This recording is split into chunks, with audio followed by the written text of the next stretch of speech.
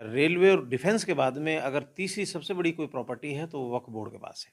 ये हमारे पुरखों की, हमारे अपने मुस्लिम भाइयों की, जिन लोगों के पास एक्स्ट्रा प्रॉपर्टी थी या तो उन्होंने या जिन जो अपना ये चाहते थे कि भई हमें किसी को भी नहीं वो प्रॉपर्टी को वक्फ कर गए। तो हुँ, माननीय गृह मंत्री जी और हुकूमत हिंद के हुँ, वज़ीर आज़म नरेंद्र मोदी साहब, मैं आप लोगों से ये पूछना चाहता हूँ दोनों से ही कि आप दोनों बड़े नेता हैं, जो बेशकीमती और जो ये करोड़ों एकड़ ज़मीन है, इस ज़मीन को कैसे हड़पा जाए, इसके अलावा हम और कुछ नहीं मानते, हम सरकार की नीयत सीधी-सीधी मानते हैं कि उसको हड़पना चाहती है। जी। एक्चुअली क्या है कि किसी तरह से लोगों की भावनाएँ कैसे भड़काई जाएँ और हुँ, कोई मकसद नहीं होता। हुँ, अब इस टीवी पे जो डिबेट चल रही है, इसको करोड़ों लोग देख रहे हैं। हुँ, ये कह रहे हैं, "अरे यार! ये मुसलमान, ये तो राष्ट्रपति भवन, संसद को भी अपना खड़े होके बता देंगे ये हाँ, ये वक़्फ़ बिल्कुल भी है।" एक दावा तो ये हाँ, हाँ। ये बोल रहे हैं। हुँ, इनका भड़काने का कि राष्ट्रपति भवन और ये इस प्रॉपर्टी का क्योंकि उनको पता है ये, हुँ, कि ये सारी प्रॉपर्टी भी उस समय के वक़्फ़ में रजिस्टर्ड है। रजिस्टर क्या मुसलमानों ने आज तक राष्ट्रपति भवन पे दावा किया? हुँ, क्या मुसलमानों ने संसद भवन पे दावा किया? हुँ, क्या लाल किले पे दावा किया? हुँ, द लाल किला अगर लाल किले की बात करते हो तो वो भी वक़्फ़ में है। हुँ, क्या अगर ताजमहल की बात करते हो तो वो भी वक़्फ़ में है। हुँ, आप कहीं पर भी चले जाइए, हुँ, जो भी ज़मीनें मुस्लिम लोगों ने दान की, वो हुँ, सारी वक़्फ़ में है। तो बड़े शर्म आती है कहते हुए भी कि आज हमारा देश ऊपर से अगर 165 में से हम पीछे आते हैं, तो हम पहुँच गए 118 पर। पायदान पे पहुँच अब गए। 118 पे पहुँच गए, हुँ, हुँ, कोई 20-30 वो देश जो हुँ, बहुत भुखमरी से जीते हैं, हुँ, वो हुँ, हमसे पीछे रहे हैं, बाकी तो हम सबसे पीछे हो चुके हैं। इवन तकलीफ जब हुई कि जब नेपाल का भी 89वां नंबर, पाकिस्तान का भी 109वां नंबर, हुँ, वो भी हमसे हमसे ऊपर आ रहा है। तो इससे ज़्यादा और बांग्लादेश भी हमसे आगे। तो हुँ, ये इस चीज़ पर नहीं ले जाना चाहते कि हमें देश में किस तरह से डेवलपमेंट करना है, हुँ, हमें देश को कैसे आगे ले जाना है, 5 ट्रिलियन, 5 ट्रिलियन, 3 ट्रिलियन, 4 ट्रिलियन ये हुँ, बोलते रहते हैं, इसके अलावा दूसरा कोई काम नहीं है, लोगों को बरगलाते रहते हैं। हाँ, मुसलमान करेगा, तो वो तो फिर लाल किले पे भी कर देता अब तक। ये हमारी देश की शान है, ये हमारे देश की इज़्ज़त है। हुँ, आज आज देश की पहचान है कि हमारा जो ताजमहल है, इनका तो क्या इनको कभी अकबर की का वो शाहजहाँ का औरंगज़ेब की कब्र खोदनी है, कभी कुछ करना है, कभी कुछ कर पहली बार ऐसा हुआ है कि चिराग पासवान जिनको मुसलमान वोट देता है, हुँ, नीतीश नीतीश कुमार जिनको मुसलमान वोट देता है, हुँ, चंद्रबाबू नायडू जिनको मुसलमान वोट देता है, हुँ, अजीत पवार इनको मुसलमान वोट देता है। हुँ, चारों के इफ्तार पार्टी में ये चारों ही टोपी पहनकर बैठे थे, कोई बिल्कुल। भी मुसलमान नहीं गया और सबने इनका बायकॉट कर दिया। नमस्कार, मैं डॉक्टर महेश वर्मा। आज मेरे साथ मौजूद हैं अलवर सदर शेर मोहम्मद। आज उनसे बात करेंगे वक्फ बोर्ड जो संशोधन बिल है उस पर लगातार बहस जारी है। जिस समय मैं शेर मोहम्मद साहब के साथ बैठा हूं उस समय देश के गृह मंत्री अमित शाह संसद में अपनी बात रख रहे हैं। वक्फ बोर्ड संशोधन बिल को अगर उस पर अगर बात कहें तो आपका क्या पक्ष है या उसका विरोध है, क्या कहना चाहेंगे आप? सर्वप्रथम आपका सवाल है कि आपका पक्ष है या ये विरोध है। विरोध है। मेरा पूरी तरह से विरोध है, मेरा ही नहीं, हुँ, हुँ, हुँ। आज पूरे देश के मुसलमानों का विरोध है हुँ, इसमें। हुँ। और यहाँ तक कि मुसलमान तो बहुत सारे लोग ये भी सोच रहे हैं कि जिस तरह से बाबरी मस्जिद जब शहीद हुई थी, जितनी तकलीफ उस दिन थी उसी उतनी ही तकलीफ आज है मुसलमानों को, क्योंकि हमारी प्रॉपर्टी को इस तरह से क्यों ज़बरदस्ती कब्जाया जा रहा है। सरकार की मंशा इसमें साफ नज़र आ रही है कि ऐन कैन प्रकरण किसी भी तरह से जो कि ये माना जाता है कि हिंदुस्तान के अंदर रेलवे और डिफेंस के बाद में अगर तीसरी सबसे बड़ी कोई प्रॉपर्टी है तो वो वक्फ बोर्ड के पास है। हुँ, और ये वक्फ बोर्ड की प्रॉपर्टी किसी ने, कोई सरकार ने दान नहीं की, किसी का कोई किसी ट्रस्ट ने दान नहीं की, कोई और दूसरे मदों से आई हुई प्रॉपर्टी नहीं, ये हमारे पुरखों की, हमारे अपने मुस्लिम भाइयों की, जिन लोगों के पास एक्स्ट्रा प्रॉपर्टी थी या तो उन्होंने या जिन जो अपना ये चाहते थे कि भई हमें किसी को भी नहीं वो प्रॉपर्टी को वक्फ कर गए। हुँ, उस प्रॉपर्टी पे सरकार की सिर्फ अब इसीलिए नज़र है कि हमारा जो अपना मानना है कि आज की जो गवर्नमेंट है, वो गवर्नमेंट कॉरपोरेट घराने से ज़्यादा उसके रिश्ते हैं और ये हमारी ज़मीन को हड़प करके कॉरपोरेट घरानों को देकर बड़े-बड़े मॉल, बिज़नेस के लिए इस तरह से उनको देना चाहती है। इसलिए हम इसका पूरी तरह से विरोध करते हैं। देश के गृह मंत्री अमित शाह ये कह रहे हैं कि जो खास तौर पे जो मुस्लिम समुदाय का एक बड़ा तबका है, जो शेख है, खान है, पठान है और ये लोग हैं, यही इसका विरोध कर रहे हैं। बस बल्कि बात करें पसमानदा मुस्लिम्स हैं, ये जो इसके जो दूसरे दर्जे के जो कहा जाता है, वो उसका इसके पक्ष के अंदर हैं। इसमें क्या कहेंगे आप? अगर इस तरह की वो बातें कर रहे हैं तो आपको मैं बता दूं कि हम जो है हम भी पिछड़े मुसलमानों से आते हैं, पसमानदा मुसलमानों से आते हैं। अच्छा। मेवाती जहाँ तक है, अच्छा। अगर मान लो ये बात उसकी सत्य है तो फिर हम क्यों विरोध कर रहे हैं? ये कुछ नहीं, ये मनगढ़ंत बातें हैं। वो मुसलमानों को भी डिवाइड करना चाहते हैं। बेसिकली उनका उद्देश्य ये है कि मुसलमानों की भी जातियों में बांट दो। मुसलमान एक बहुत सीधी सी बात है कि जिस तरह से सनातन धर्म में है और उस तरह से मुसलमानों में नहीं है। मुसलमान, अगर आप नमाज पढ़ रहे हैं, एक फ़कीर जो है वो अगर पहली सफ में आकर खड़ा हो गया और बादशाह बाद में आया तो बादशाह पीछे खड़ा होगा।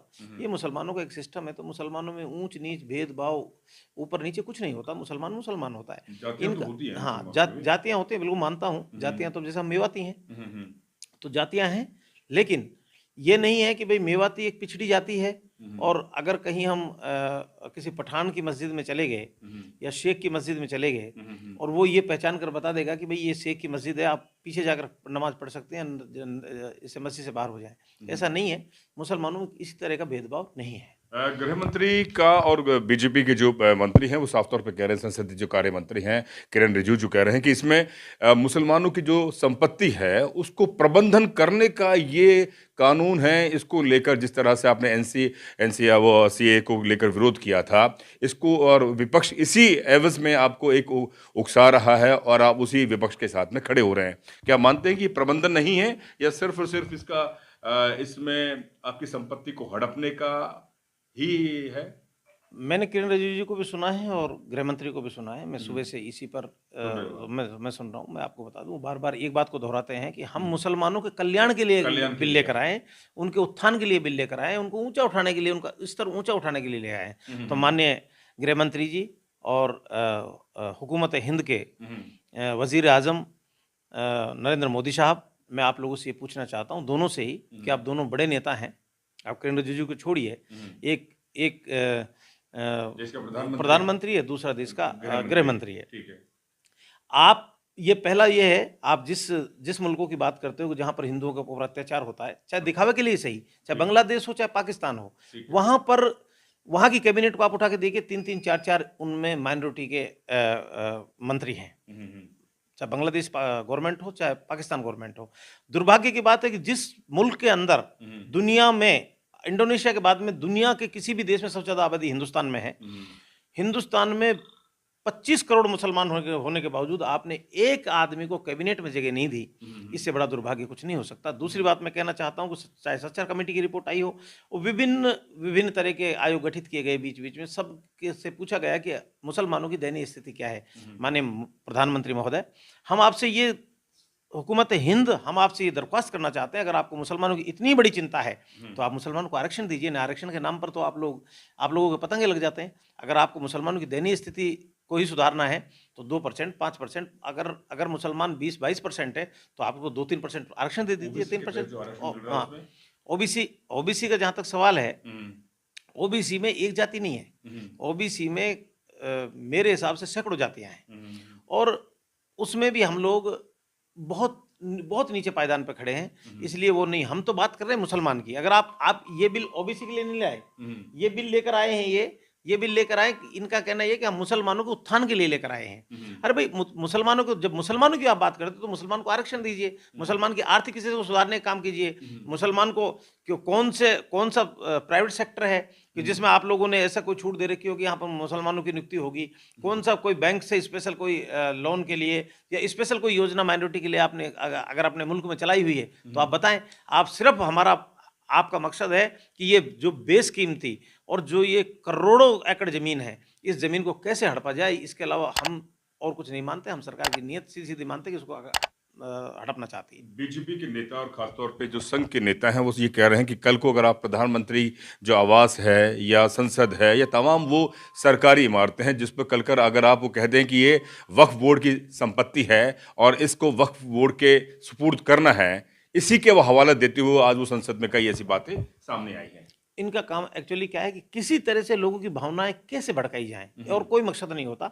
अब इस टीवी पे जो डिबेट चल रही है, इसको करोड़ों लोग देख रहे हैं। ये कह रहे हैं, अरे यार, ये ये तो राष्ट्रपति भवन संसद को भी अपना खड़े होकर बता देंगे ये हाँ, वक्त बिल्कुल ये। ये दावा तो ये हाँ, हाँ। ये बोल रहे हैं, इनका भड़काने का काम है। लेकिन मैं इसमें एक कहना चाहूँगा, एक बहुत पुरानी कहावत है कि कोई बिल्ली जा रही तो बिल्ली से पूछा गया कि बिल्ली मांस खाएगी क्या? तो बिल्ली ने कहा कि इस वक्त कोई मेरा ही छोड़ दे, वही बहुत है।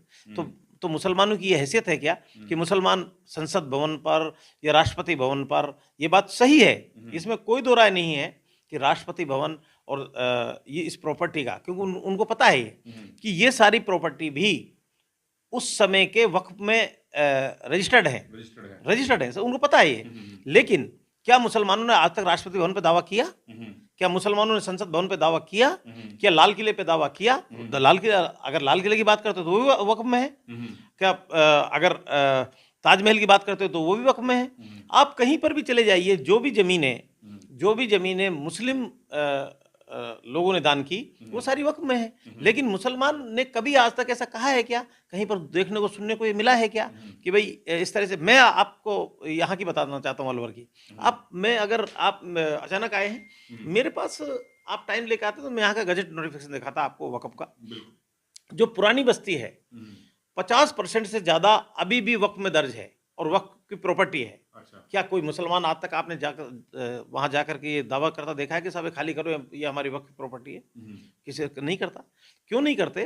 कि मुसलमान अमन चैन चाहता है। मुसलमान को इस चीज से कोई मतलब नहीं है कि हम ये जाकर के हैं कि साहब ये प्रॉपर्टी खाली करो। ये विवादित चीजों पर मुसलमान नहीं पढ़ना चाहता। मान लीजिए कल को एक बड़ा तबका मुस्लिम समुदाय का ये दावा कर दे कि ये हमारी प्रॉपर्टी है, और उस कानून के तहत फिर आप उस ट्रिब्यूनल में जाएंगे और आप फिर केस लड़ेंगे और कहीं ना कहीं वो पक्ष में आपके जाएगा। इसी के विरोध में सरकार इस समय आ रही है कि कल को आप कह दें कि बहुत बड़ी संपत्ति हमारी है। कोई आज तक का कोई दावा कर दे इन केस। नहीं, सुनिए मेरी बात जी। समय समय पर प्रॉपर्टीज के जो टाइटल है उसमें बदलाव किए गए हैं। ठीक है। आज अभी सुबह से राष्ट्रपति भवन चिल्ला रहे हैं, संसद भवन चिल्ला रहे हैं। आज की तारीख में उस जमीन का टाइटल वक्फ बोर्ड नहीं है। आज की तारीख में उसका राष्ट्रपति भवन और संसद भवन है। तो मुसलमान कहां से दावा कर देगा? लोगों को बरगलाने की बात कर रहे हैं, लोगों को टोटली बेवकूफ बनाने का काम कर रहे हैं, लोगों की भावनाएं भड़काने का काम कर रहे हैं। इन्होंने, इस सरकार ने, अगर देखा जाए तो पिछले एक साल में कि नए मुद्दे कहीं ना कहीं पर, अब पिछले एक महीने में तो आप देखिए, पहले मुसलमान गुजिया नहीं खाएगा, उसके बाद में हिंदू जो है सेवइयां नहीं खाएगा। इनका एक सूत्रीय कार्यक्रम चलता रहा है कि कहीं आप मुद्दे की बात मत करो, आप डेवलपमेंट की बात मत करो, आप विकास की बात मत करो, सड़क पानी बिजली की बात मत करो, लोगों की आर्थिक स्थिति कैसे हो उसकी बात मत करिए। पहले 40 करोड़ को 5 किलो आटा मिलता था, अब 80 करोड़ को मिलने लग गया। इसका मतलब ये गरीबी बढ़ी है ना भाई, गरीबी बढ़ी है। पहले 55 लाख करोड़ का कर्जा था, अब 200 लाख करोड़ के ऊपर कर्जा होगा देश के ऊपर। गरीबी तो बढ़ती जा रही है, पैसे वाला पैसा वाला होता जा रहा है और गरीब होता जा रहा है। ये इनको लोगों को भटकाना है। अगर हम हमारा खुशहाली स्थिति में देखें तो बड़े शर्म आती है कहते हुए भी कि आज हमारा देश ऊपर से अगर 165 में से हम पीछे आते हैं तो हम पहुंच गए 118 पर, 118 पे पहुंच गए। कोई 20-30 वो देश जो बहुत भुखमरी से जीते हैं वो हमसे पीछे रहे, बाकी तो हम सबसे पीछे हो चुके हैं। इवन तकलीफ जब हुई कि जब नेपाल का भी 89 नंबर, पाकिस्तान का भी 109वां नंबर, वो भी हमसे ऊपर आ रहा है। तो इससे ज्यादा, और बांग्लादेश भी हमसे आगे। तो ये इस चीज पर नहीं ले जाना चाहते कि हमें देश में किस तरह से डेवलपमेंट करना है, हमें देश को कैसे आगे ले जाना है। 5 ट्रिलियन 3 ट्रिलियन 4 ट्रिलियन ये बोलते रहते हैं, इसके अलावा दूसरा कोई काम नहीं है, लोगों को बरगलाते रहते हैं। और यहाँ पर जो मैं सुबह से डिबेट देख रहा हूँ, सिर्फ एक ही डिबेट चल रही है टीवी पर। जो जितने भी लोग बीजेपी के लोग आए, सब ने एक चीज को कोड किया है कि मुसलमान तो कल संसद भवन और राष्ट्रपति भवन पर क्लेम करेंगे। तो ये बड़ी दुर्भाग्य की बात है कि, और हमारा पढ़ा लिखा तबका उनकी इस बहकावे में आ जाता है। अरे भाई, मुसलमान क्यों वो करेगा? मुसलमान करेगा तो वो तो फिर लाल किले पे भी कर देता अब तक। ये हमारी देश की शान है, ये हमारे देश की इज्जत है। आज देश की पहचान है कि हमारा जो ताजमहल है, इनका तो क्या, इनको कभी अकबर की शाहजहां का औरंगजेब की कब्र खोदनी है, कभी कुछ करना है, कभी कुछ करना है। अब जब वही कल मैं देख रहा था स्टेटमेंट उसका, देवेंद्र फडणवीस का, उन्होंने कहा है कि कोई औरंगजेब की कब्र के नजदीक भी नहीं जा सकता। मैं ये गवर्नमेंट का मुखिया होने के नाते ये कमिटमेंट कर रहा हूँ। आज से 20 दिन पहले सबसे पहले स्टेटमेंट उन्हीं का था कि महाराष्ट्र की धरती पर औरंगजेब की कब्र नहीं रहेगी, इसको हम अरब सागर में फेंक कर आएंगे। तो ये वो क्यों बोला उन्होंने, वो क्यों बोला कि जब मोदी जी गए, और जब मोदी जी गए उन्होंने वो मुख्यालय मिले, तो वहाँ से एक स्टेटमेंट जारी हुआ आरएसएस से कि भाई कब्रों को छेड़ना या कब्रों को करना ये देश की बदनामी भी है, और कब्रों की बात करना ये कोई बहुत ज़्यादा अच्छी बात नहीं है, इस चीज़ को बंद कीजिए। तो यू टर्न ले लिया। तो मेरा कहने का जो मतलब है वो ये है कि देश को किसी भी सूरत में हिंदू मुस्लिम पर आज यानी कि जो मौजूद आज सवाल है आज उस पे सवाल में बात नहीं हो रही आज है। आज नहीं नहीं, हाँ, हाँ। मूल बात सवाल नहीं हो रोजी रही। रोटी। दूसरा दूसरा हाँ। मैं आपको बताना चाहता हूं कि इस देश का मुसलमान जी। मुगलों को किसी भी सूरत में अपना आदर्श नहीं मानता, फिर आप उनको हमारे साथ क्यों जोड़ना चाहते हो? जबरदस्ती ला करके अब आप जानते हो कि भाई अगर ये हल्ला करेंगे, ये इस तरह की आवाज उठाएंगे, कब्र को खोद दो, ये खोद दो, तो फिर वो मुसलमान थोड़ा सा उससे आहत होता है कि यार ये कब्रों को, ये भावना आहत होती है, भाई कब्रों को खोद रहे हैं, कब्रों से क्या। और अगर मैं मुसलमान की बात नहीं करता, सच्चा हिंदू भी, ईमानदार मन का हिंदू, जो जो दिल में थोड़ी सी भी मान्यता रखता हाँ, है, किसी की जो उसको है। भी वो बुरा लगेगा। यार कब्रें खोदने की बात ये लोग करने लगे, इससे ज्यादा दुर्भाग्य की बात क्या हो सकती है? तो इन लोगों को किसी भी तरह से लोगों की भावनाएं भड़काते रहना है, हिंदू मुसलमान करते रहना है, और इनके पास कुछ नहीं बचा। अभी किनारे पर मुश्किल से बचे थे, तो ये चलो गवर्नमेंट इनकी बन गई किसी तरह से लकड़पीच करके। अब ये सोच रहे हैं कि अगर अगली बार और ये मामला इतना नीचे चला गया तो हम तो गए काम से। खासतौर पे एनडीए के अंदर जो कई राजनीतिक पार्टियां, चंद्रबाबू नायडू की है, नीतीश कुमार की है, जयंत चौधरी की है और चिराग पासवान की है, जो समर्थन कर रही हैं, और बड़ा तबका उनको मुस्लिम वोट करता है। क्या आपको लगता है कि वो इससे विरोध में है या सिर्फ दिखावे का विरोध है? अब मैं आपको बता देता हूँ कि बहुत सारे स्टेट इस देश में ऐसे हैं जहाँ पर मुसलमान को विकल्प मिला और कांग्रेस को छोड़कर मुसलमान उधर चला गया। जिस तरह से उत्तर प्रदेश में अखिलेश यादव, बिहार में लालू यादव, आपके तमिलनाडु में स्टालिन और जयललिता, और आंध्र प्रदेश में चंद्रबाबू नायडू, तेलंगाना में जो राजशेखर। तो बहुत सारे स्टेट हैं इस तरह से, जैसे कुछ समय के लिए हरियाणा में चौटाला जी मिले थे। तो मुसलमानों ने क्या है कि थोड़ा सा कांग्रेस से नाराज होकर के और मुसलमान उधर चले गए थे। उधर चले गए थे क्योंकि कांग्रेस की भी कुछ नीतियां बहुत ज़्यादा कोई अच्छी नहीं रही हैं। हम ये नहीं कहते कि वो बहुत ज़्यादा हमारे खैर ख्वाह रहे हों। तो उसमें फिर इन लोगों को मुसलमानों ने वोट दिया और मुसलमानों को इन्होंने बरगला दिया। लेकिन इस बिल को लेकर के एक बड़ा बदलाव ये आया है, अगर आप लोगों ने देखा हो, आज तो क्या है कि हर ये सोशल मीडिया इतना हावी है कि सबको पता रहता है। पहली बार ऐसा हुआ है कि चिराग पासवान, जिनको मुसलमान वोट देता है, नीतीश कुमार, जिनको मुसलमान वोट देता है, चंद्रबाबू नायडू, जिनको मुसलमान वोट देता है, अजीत पवार, इनको मुसलमान वोट देता है, चारों के इफ्तार पार्टी में ये चारों ही टोपी पहनकर बैठे थे, कोई भी मुसलमान नहीं गया और सबने इनका बायकॉट कर दिया। एक भी संगठन इनके इफ्तार पार्टी में नहीं गया। तो इनको ये पता लग गया है कि अब ये हमारी अंतिम सांस है, ये अंतिम सांस है। और क्योंकि वहां पर तादाद अगर देखा जाए तो एक भी स्टेट ऐसा नहीं है जिसमें 22 से 25% मुस्लिम ना हो। किसी भी स्टेट को उठा करके देख लीजिए। तो अभी मेरा अपना ये मानना है कि इनको वहां पर ये एहसास हो जाएगा, बिहार में तभी हो जाएगा नीतीश कुमार को। और ये कुछ भी कह लें, ये मैं नहीं कह रहा, ये CSDS का सर्वे भी कह रहा है, जिसको कि प्रो गवर्नमेंट मानते हैं लोग, बावजूद उसको कह रहा है कि 48%, 48 नहीं, ऑल ओवर पब्लिक 48% अपने नेता के रूप में, नए CM के रूप में उसको देखना चाहते हैं तेजस्वी को। टोटली 18% इसको देखना, नीतीश को देखना चाहती है।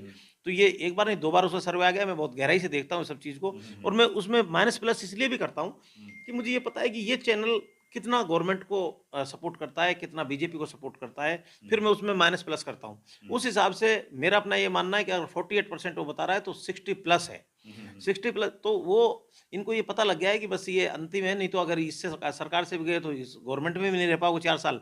इसलिए वो मजबूरी में वो दे रहे हैं। ये अंतिम दिन है राजनीति के नीतीश कुमार के। वो चंद्रबाबू नायडू अब 4 साल सत्ता में रह लेगा, क्योंकि 1 साल हो गई उसको। तो वो भी ये देख रहा है कि कहीं से कोई फायदा नहीं इनसे खिलाफ होना। लेकिन इनका ये है कि अब किसी भी सूरत में चिराग पासवान को भारी तादाद में मुसलमान वोट देते हैं, क्योंकि उनके जो वालिद मोहतरम रामविलास पासवान साहब थे, वो मुसलमानों की हमेशा बहुत हमदर्द रहे हैं, तो मुसलमानों पे ये था। लेकिन इनका इनका जो बेटा है चिराग पासवान, उसका कभी कोई ऐसे आज तक ना तो स्टेटमेंट आता है, ना मुसलमानों के पक्षी सर वोट लेना चाहता है। अब उनकी कहानी फिनिश है, तो कोई बात नहीं है, उन्हें अभी आपने समर्थन सर्वे की बात करी कि 48% जो वो है वो नीतीश वो तेजस्वी को वोट करेगा, है ना, उनको सीएम देखना चाहता है। हरियाणा के चुनाव आपने देखा कि सर्वे बिल्कुल कांग्रेस के पक्ष में आ रहा था, और जो तमाम चैनलों ने बता दिया, लेकिन जब चुनाव का रिजल्ट आया तो बिल्कुल बीजेपी निकल के आ गई। तो आपको लगता है कि ये कहीं ना कहीं झोल है या कहीं इसमें बड़ा खेल है, ऐसा हो सकता है? मैं कभी भी ये जो इस तरह की बातें करते हैं, सब मशीन की गड़बड़ है, फलाना ये है वो, मैं नहीं मानता। मैं प्रैक्टिकल बात करता हूँ। हरियाणा का चुनाव मैंने बहुत नज़दीक से देखा और अपने स्टेट में लगा क्या हुआ है, कमी मैं रह रहा गई हूँ। उसमें? हाँ। मैं बताता हूँ, मुझे अच्छे से पता है। हरियाणा का जो चुनाव हुआ, हरियाणा का चुनाव कांग्रेस ने कांग्रेस को हराया। कांग्रेस को हराया, कहीं कोई इफ एंड बट नहीं है। हुड्डा जी चाहते थे कि 46-47 पे आकर अटक जाए, ऊपर नहीं आवे सीटें। जब ये सारा सर्वे बता रहा था कि 60, 65, 70 सीटें आएंगी। अगर 60 तो फिर हाईकमान फैसला करेगा, किसी के पक्ष में भी कर देगा। मैं समझ गया, तो संसदीय दल की बैठक बैठेगी, नेता चुनेंगे। वो मजबूत सरकार नहीं चाहते थे, मजबूर सरकार चाहते थे। सरकार। उधर उधर जो दूसरी वो नेता थी, कुमारी शैलजा, वो ये चाहती थी कि किसी भी सूरत में मेरे पक्ष के ज्यादा ज्यादा जीते। जो उनके कैंडिडेट थे उनको हराने का काम किया, उनको पूरी तरह से हराने का काम किया, ताकि उनको वोट नहीं मिले। उन्होंने, क्योंकि वो एक बड़ी नेता रही हैं, अध्यक्ष भी रही हैं, दलित समाज की बड़ी नेता हैं, तो लोगों में एक ये मैसेज गया कि यार अगर मान लो हमारी नेता नहीं बनेगी तो फिर हम क्यों इसका साथ दें। तो वो हुड्डा और शैलजा का दोनों ने मिलकर के कांग्रेस को हराया, बीजेपी ने कांग्रेस को नहीं हराया। तो बिल्कुल ये थे हमारे साथ शेर मोहम्मद। हम इनसे लगातार और भी मुद्दों पे बात करेंगे। फिलहाल आज इनसे हम बात करने आए थे वक्फ बोर्ड संशोधन बिल पर, और साथ ही हमने तमाम मुद्दों पर बात करी जिसको लेकर मुस्लिम समाज पर लगातार हमले हो रहे हैं। मेवात मुद्दे पर भी बात करी। आने वाले समय में आपसे और मुद्दों पर बात करूंगा। तो फिलहाल दीजिए इजाजत, बहुत बहुत शुक्रिया, नमस्कार।